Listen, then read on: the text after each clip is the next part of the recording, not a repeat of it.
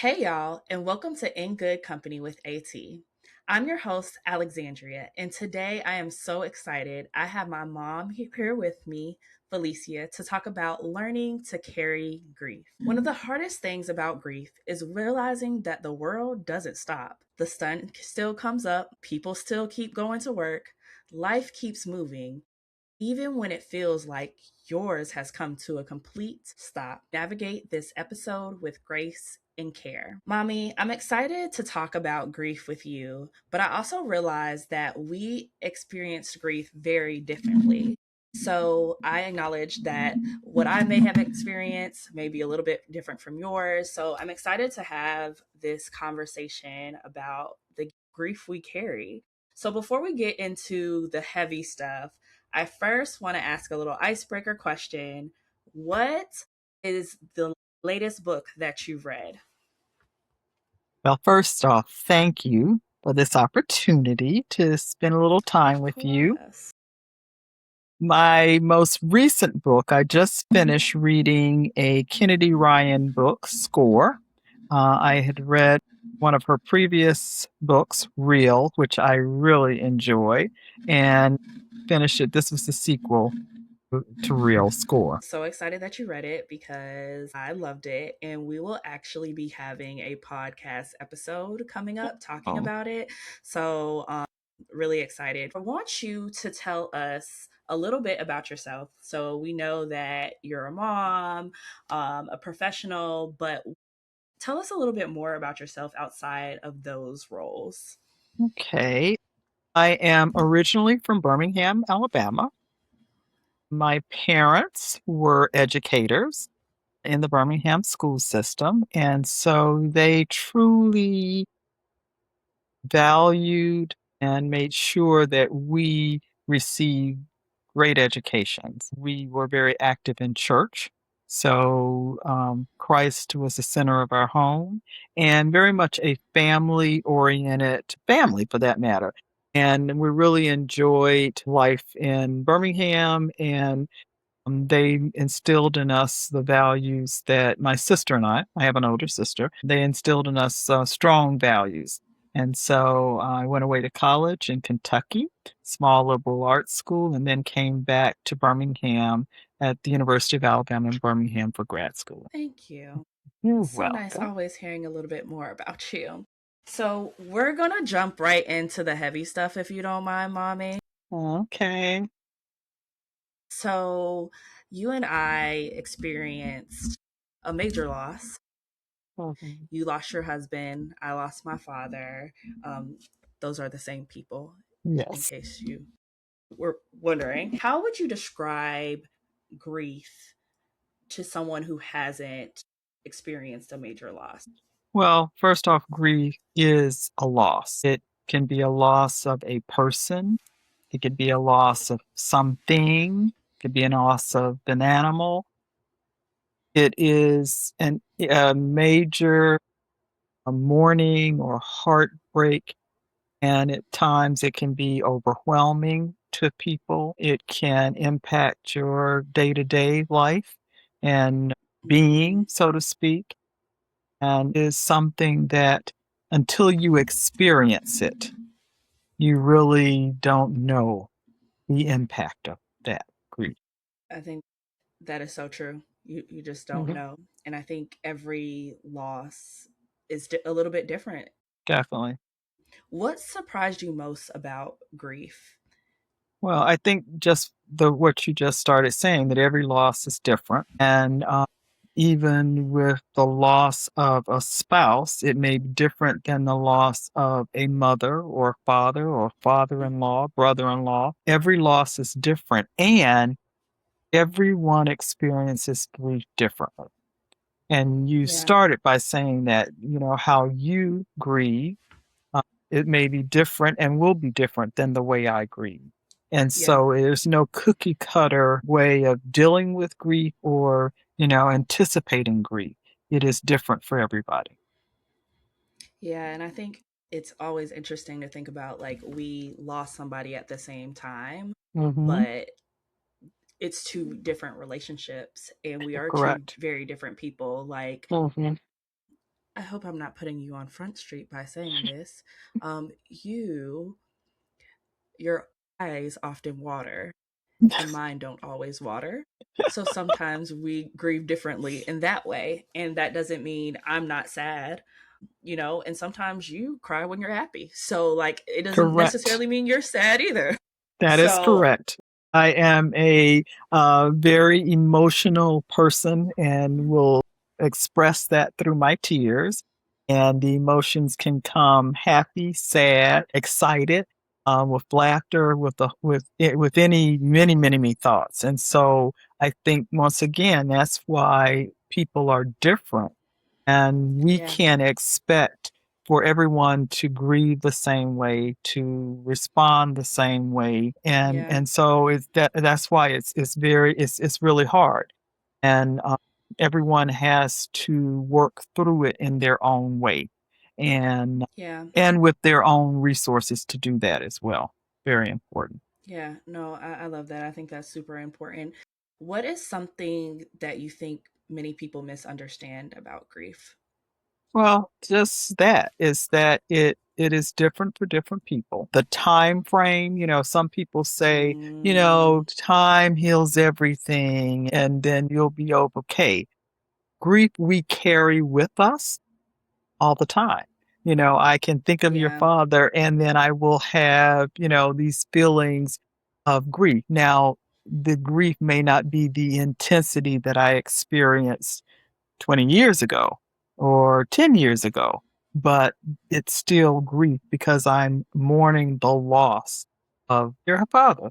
And so that's the thing that many people don't understand is yeah, also it's important to know that grief is our, I think this is the important part of the definition. Grief is our way of showing our love for someone. mm, yeah, So regardless of the relationship, if you love someone and you've lost them, you're going to grieve. And the grief is still, once again, maybe different for different people, but it is our way, the living, to show the love for someone.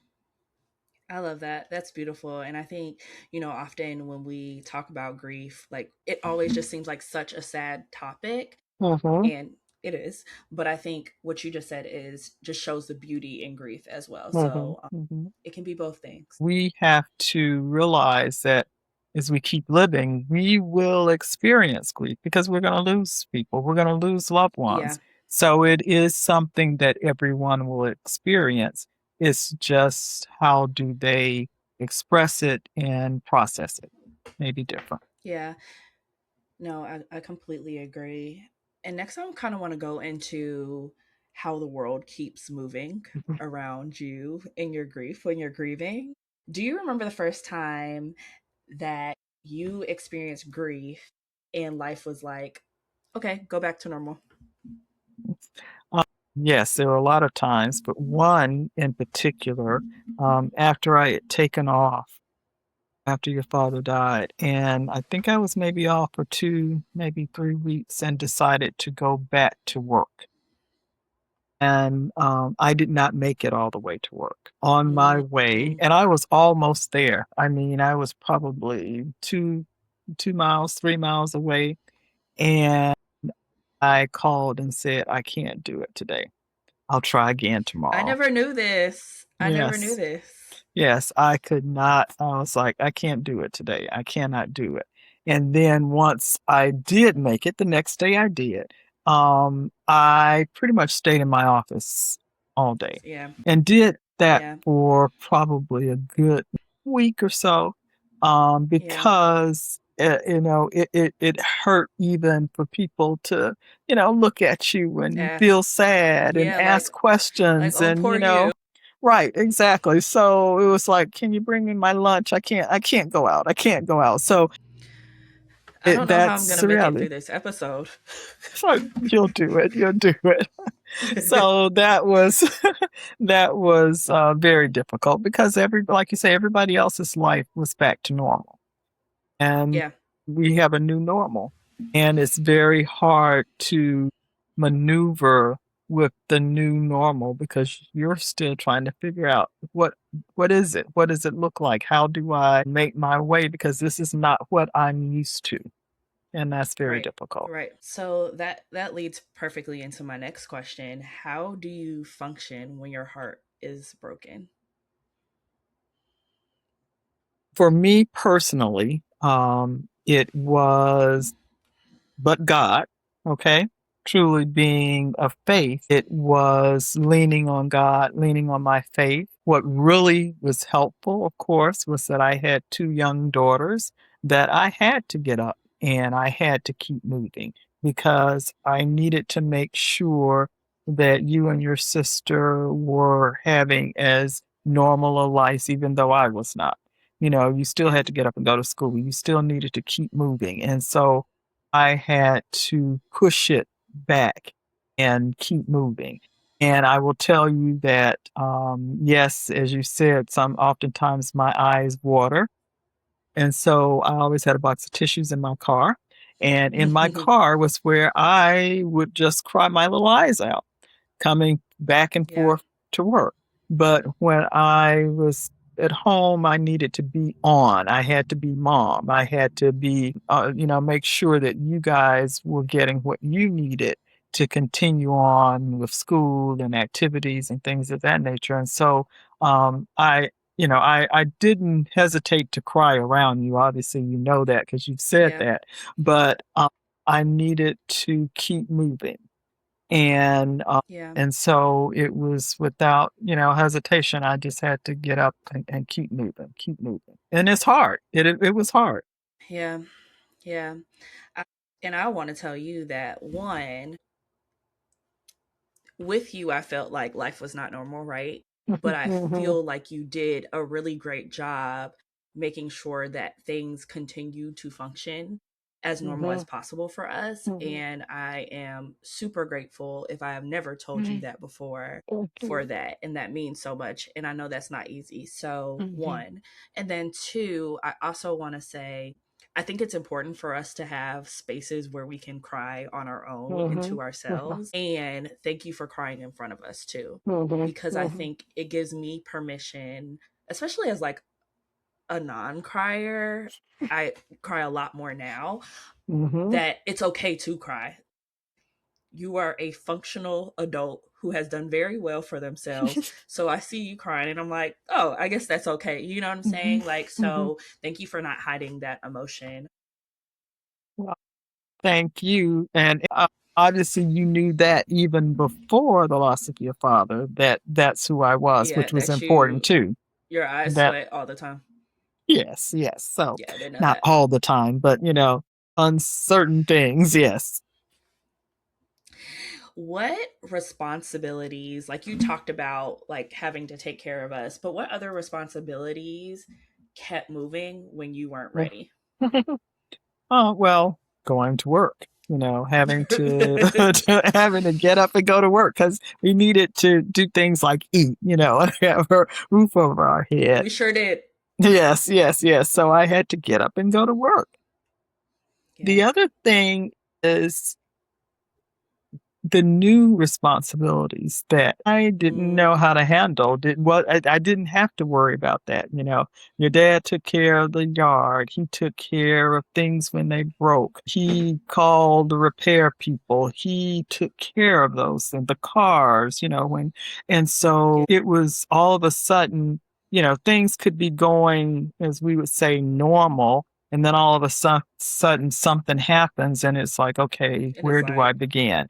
Or who yeah, was that person that he would call to take care of X, Y, and Z? And yeah, so it's not just mourning the loss, it's mourning and trying to get up and keep things moving in yeah. spite of. And then probably just when you think things are normal, one of those things would probably come up, and then you're like, no, it's not normal. I have to do this new thing. Right, And then probably right, frustrating because you have to figure out who's the contact, how to do it. right. And if you're anything like me, which I'm sure that we're a lot alike, if it came to something like the yard, I don't want to have to deal with that. Thank you. Thank you. And it's and you deal with you call someone, do they show up? Do they show up on time? The bigger thing to me is, especially if it was something that needed to be done in the house. I have two little girls. I need to be, Yeah, present. It becomes a bigger issue. It becomes very yeah, frustrating. It becomes a headache. It becomes a challenge. And yeah, so yeah. it's It difficult. compacts on top of that grief. Right. Exactly. Exactly. Exactly. So, next, we're going to talk a little bit about giving yourself permission. Mhm. So, was there ever a moment that you felt guilty for laughing again? I'm sure there was. I can remember though that if you can remember too, our my sister-in-law lived with us, and there was a point in time I can remember her saying, "I'm tired of crying," you know, I don't and remember that. yes, yes, and so I can remember when it came the holidays, I said, "Let's have people over and let's laugh and have a good time." And so we had a girls' afternoon holiday party, and we had so much fun. We had food, we had drinks, we decided to do karaoke, or yes, we did. Now that I remember, we did, sing the Christmas songs, either like, certain songs and gospel and Like in another country. genre. Yeah, Yes. yeah, I And remember that actually. we laughed so hard and had such a good time, but we needed to. It was Yeah, not yeah, like, yes, may have felt guilty afterwards, but we needed yeah, to let that out too and be able to yeah, say, okay, it's okay to laugh. It's okay yeah, to have a good time. We're still with the living, so it's okay. yeah, yeah. And the other thing that I was going to ask was when I said guilty, my other thing was going to be like, or did you feel self conscious? Like people are watching me, like I should be sad. And do Mhm. you feel like Aunt Carolyn gave you permission? I don't know if permission is a word, but did that help you feel like, oh, I actually can Yes.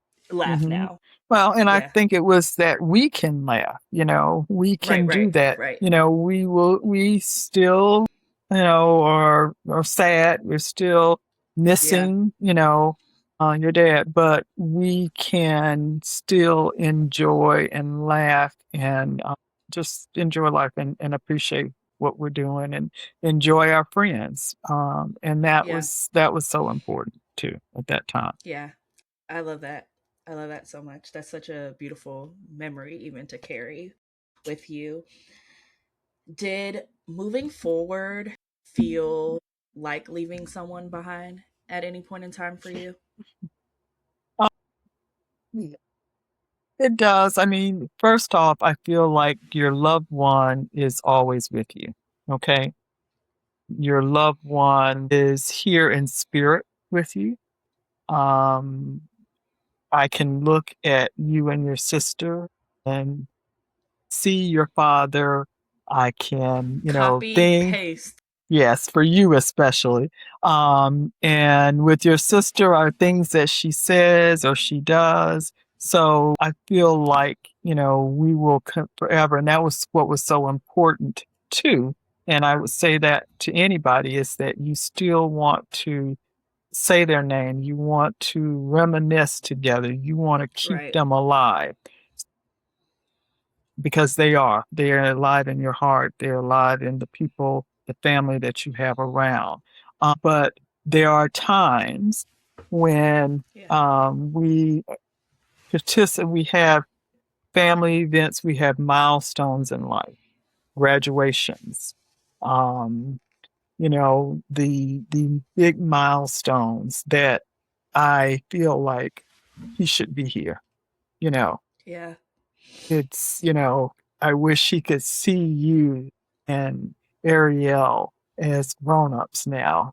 What would he think? What would he say? And that too is very natural. And and difficult I, I sometimes. talked about you, and look at me. I I'm so glad I see took my eyelashes off who's because we talking would have about made it. someone. I know, and you're doing Listen, so well. I'm trying. You are making gonna make me go there. Okay. Oh,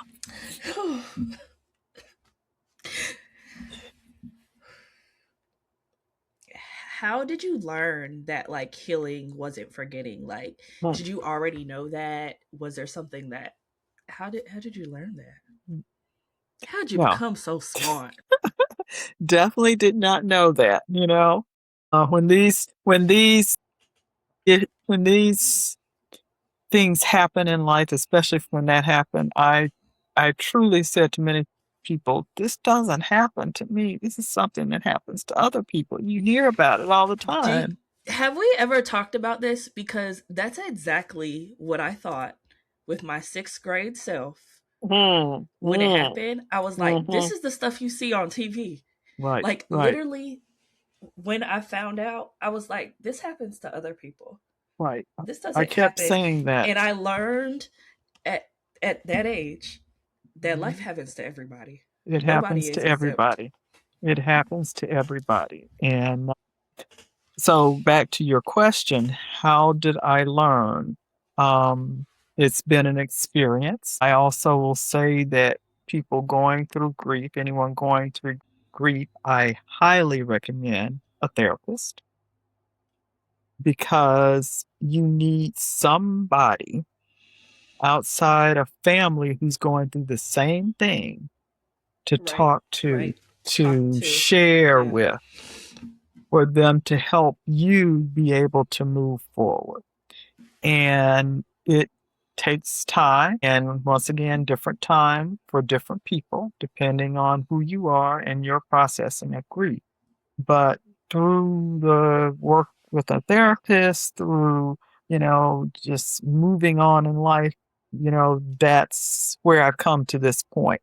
And I have to say, a lot of prayer and a lot of support from family, friends, my village, who gotten us to this point. Thank you, mommy. Thank you, daughter. So now we're going to talk about how grief changes, and hopefully I won't cry anymore. Um, how has grief changed over the years for you? When you're in the early times of grief, I think that it feels heavy, it's all consuming, you think about it, it's overwhelming. I think I shared something with you that, it may feel like grief is everywhere. I Yeah, think in yeah. time, the individual personally grows, develops in learning how to deal with grief. Grief will still be there, but now it may Mm, not be as big. It's a smaller yeah, piece of the puzzle. But you have learned how to process and deal with it. You know, my eyes may not tear as quickly as they did before, but some do. See, clearly so yours, mine's here faster. well, and that's your way of dealing with it, and that's okay. Yeah, And that's okay. yeah, And you just learn through, like I said, through therapy, through people, through life, and continuing to, and other experiences of grief too, because yeah, you will not experience that grief necessarily in the same way for the next yeah. person either. Right, But it can, and it's still there. It is still right, with me, and right. I can hear something, see something, talk to you guys, and I feel it. But Yeah. I have learned to process it differently now. Are there still moments that, and I guess you did just say this, I was going to say moments that still catch you off guard, but you Mhm. said like you should be here to experience these things Right. with us. And we don't have to Yeah. get back into that because that's where I started, Yes, it is. Yes, it is. sweating a little Yes, it bit. is. And I understand. I understand because I did too during those moments. What? So we're going to talk about something happy. Okay. What brings you smiles now? Some of the same things. I think seeing you and your sister as grown-ups now and where you come from and how you have maneuvered life and that you both are working and as I tease people and say and have your own insurance, that's the good stuff. That's you are thriving adults. And and you know what? That's what every parent wants. And that Yeah, brings me joy that God has blessed us to get through, what we've been yeah, through and look at where we yeah, are. That yeah. is He nothing but still carries us God and a through. blessing. Yeah, Yes. And that's what makes me smile. I love that. Thank you, Mama. So, we're going to talk a little bit about what helped you because I think Mhm. if anybody who is listening or watching that is grieving, they could probably resonate with a lot that you said, but they're probably wondering, okay, but how do I get through? Mhm. Mhm. So, what helped you survive that first few months? Hmm. Hmm. So there are some very good friends and family who were very present in our life and still are. And Yeah, so they were there. They were, and I'll say this again, they were praying for us. And I said many times I could yeah, feel, feel their prayers. And in the same vein, many people they were sending me books and periodicals to read and things to help me um, lean on God and see that yeah, He was ever present. So it was during those times that helped me to grow in my faith and know that God was carrying us. And so between the friends, the family, and I have to say, people that sometimes you didn't even know who they were, or you yeah, didn't realize the impact. And I say that about some of you and your sister's teachers, mm-hmm, people who, you don't even realize in life. And so uh, you never know who the angels are in your life. right, And so there are people who came into our lives during that time through church. And we have a strong church family. But during that time, we hired a youth pastor who became so instrumental in yeah, you all's life and in my life in helping us get through. Your dance instructor at church, who had also experienced a loss with her father. But yeah, what she was able to do was to help instill and help you to see that, you're going to get through this. And so there were so many people and who mommy, I just want to God blessed pause. us. Hmm. I really want to call out their names. Okay. So I really, Reverend Clark, Miss Jamila, you all were really amazing during those times. And I think Mhm. as we remember people, I think it's important that we call Thank out their you. names. So didn't want to interrupt you, but I really did want No, to say no, their I names. no, I agree. And it's that's that the saying that people come into your life for a reason, a season, or a lifetime. And they Yeah, are in our lives for a lifetime, but at that point in your lives, they were so instrumental yeah, in that time of young girls who, middle school, high school, when it's hard for any middle school or high schooler, okay, listen, regardless of having lost a father or a I parent, work it with is middle schoolers hard. now, You and know. I look back. I mean, I know it was hard for me, but I look back for people that aren't going through that, and that's just an Yes. interesting time. Yes. And so what I tell parents all the time now is that you need those people because Yeah. your children aren't going to always listen to you.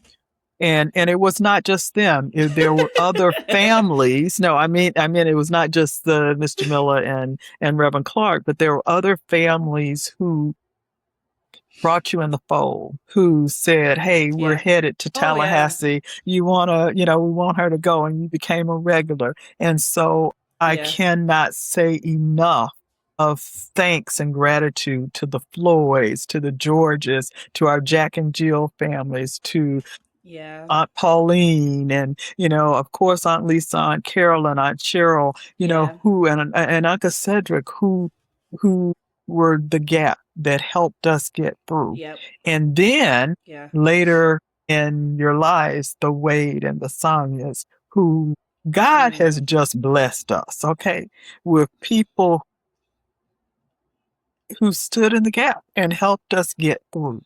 And And are and still standing in the still gap. standing. And so, and let me say, it was not just from me, but it was from the relationship that your dad had with people too. Yeah. And that made the difference. And so, how did we make it? That's how we made it, and how we still continue to make it. And And hopefully, I we think are reaching back and helping others too. right, right. And I think an important thing that you just said is, you know, for those of you who have not read my blog, Sticks and Stones Indeed Broke My Bones, I have a blog about the importance of a village, but being a villager.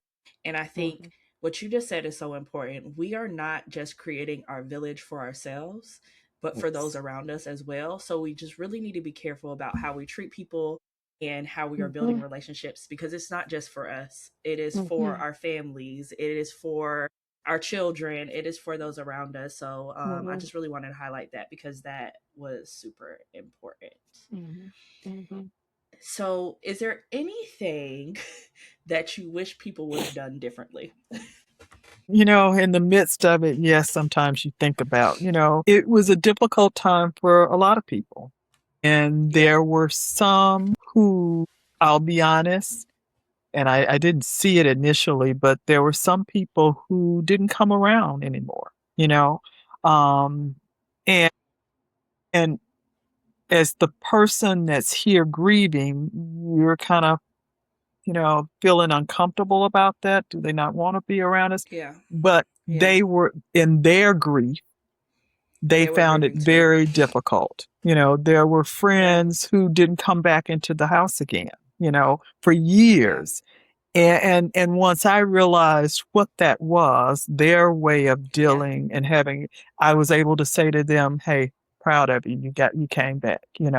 And so Cause listen, it's mhm. if I hadn't lived there, I wouldn't came back in there either. Right, right, right. I Like, know. so Right, right, right. And so once again, we all grieve differently. And differently. so, and over time differently. And so some Yeah. people had to get through it, Yeah. and people have come, back in their own way. There are some people, and usually they're the people who really don't know you. They don't know what to say. They don't Yeah. know how to say things. And so you have to be, and I have to say, it's only been a couple of years ago that you shared with me what some adults said to you about taking care Yeah. of your sister, and I And being didn't know strong for that. everybody else. Right. And Yeah. I didn't know that. And so that's a heavy burden to give a 12-year-old. And so we have And to they be, probably didn't mean it they in any didn't. bad way.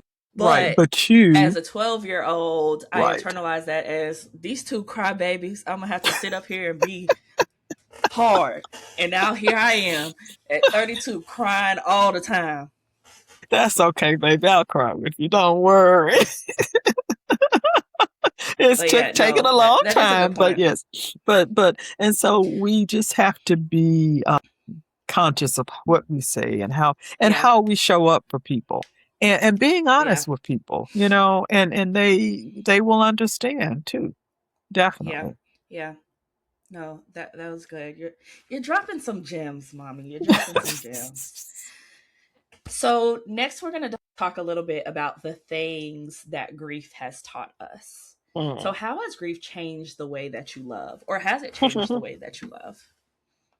Well, I try not to wait to say I love you. because you don't know what tomorrow will bring. In fact, you don't know what the next minute or hour is going to bring. And so Yeah. we Yeah. all need to express that love, say that love, because we don't know. And so I think that we as a family have, we recognize that and we have been Yeah. very vocal with that. The other thing is before experiencing loss. I don't know that I went to many funerals. I don't know that I wanted to. I don't know that I would Yeah. have, you know, I would maybe send a card and been distant to people. But now, I have in my own way, my ministry has been reaching out to people who are Yeah. experiencing loss Yeah. and seeing how I can assist through, sending them things to read, just reaching out daily, keeping the door open for if they want to talk, if they need a shoulder to cry on. And I say to people, call me anytime, day or night, if you need somebody to cry with you. I'm your person because I will do that.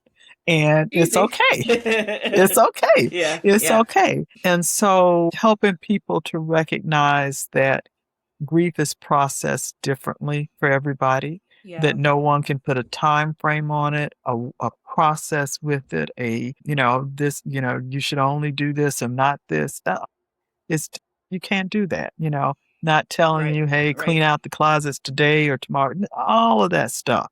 It's at your pace when you are able to and comfortable and the way you want to do it, just so Yeah. that it's a healthy way of grieving and processing things. So Yeah. I try to be much more present for people than I probably ever would have been. And I had to learn that too myself. It Yeah. was um, it was something that I never thought I could do.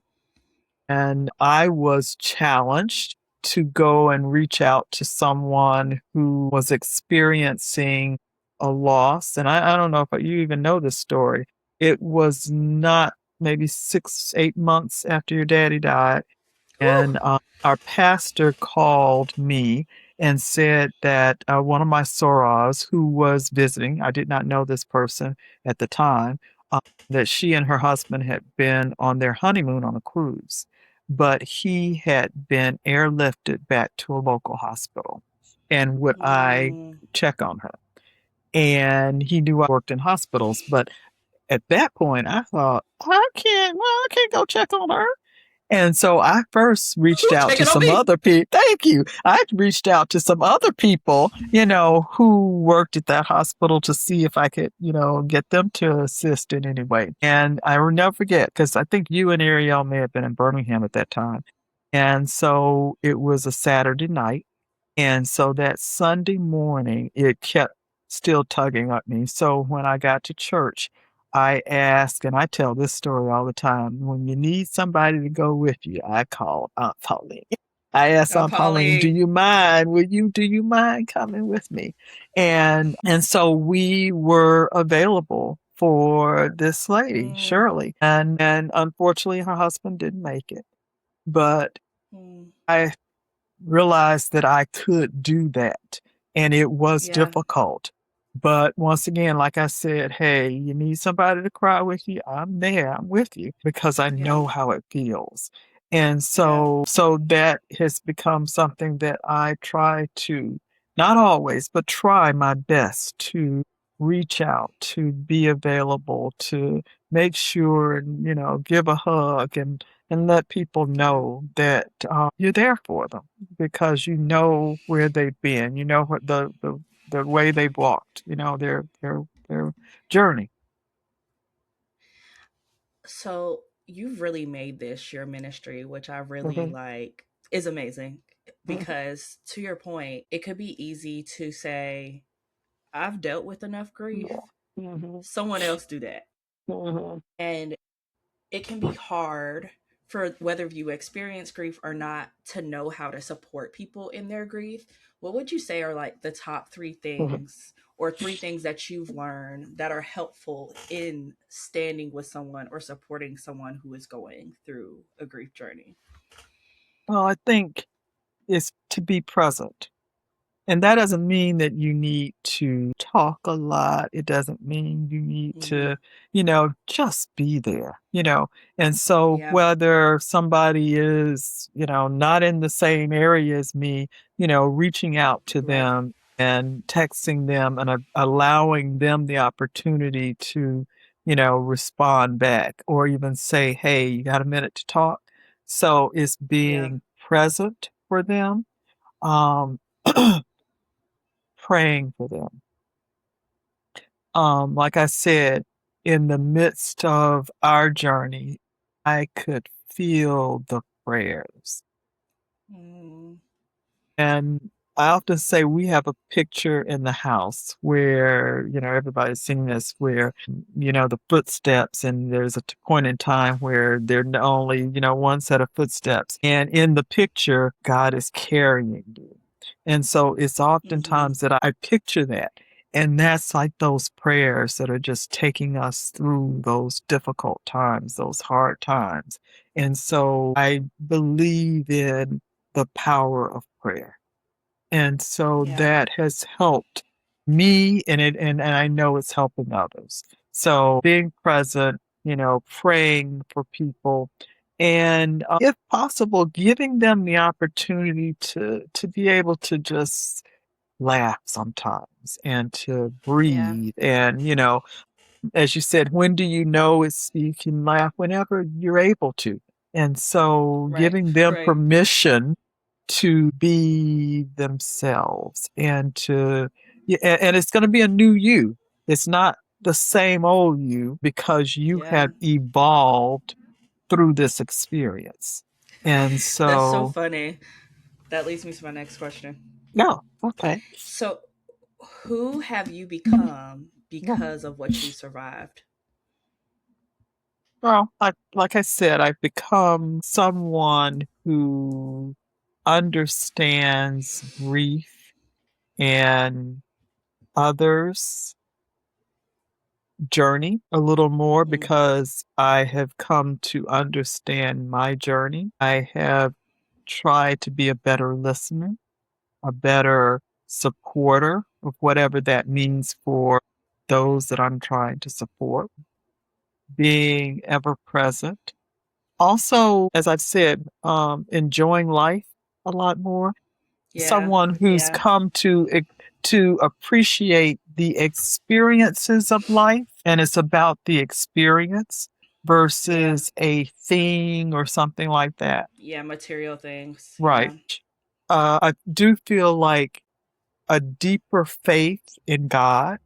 Truly, that's, number one through this process because if it had not been for him, but God, we would not be where we are. Listen. Okay. And Mm-mm. so the understanding that he has given me the blessings that I need to get through this journey. I can do Yeah. all things through Christ who strengthens me. And that I should not worry, but hand it over to him because with him, through him, all things are possible. And so, truly, the experience, as I would never want anyone to go through it, has Yeah. But been one of a deeper faith um, in God. I love that. And, I always think the same. Like, I don't want people to go through it. However, loss is fortunately, unfortunately, like a part of our lives. Yes. And, knowing that you're not alone in that journey Right. is part of Right. the things that Hmm. carries you through. So we are going to close. And before we close, I have two questions for you. I do want to take a moment to honor your husband, my father. Can you tell us some of the things that you miss about him? Wayne Turnley was a very smart man. He was a Mm-hmm. talker. He was truly a talker, but he was somebody who enjoyed having fun. And I miss the laughter.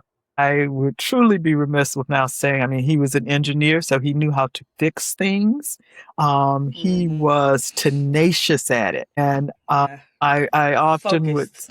he focus. And then when he did not couldn't get it, and I often remind you and your sister this, he would take a break.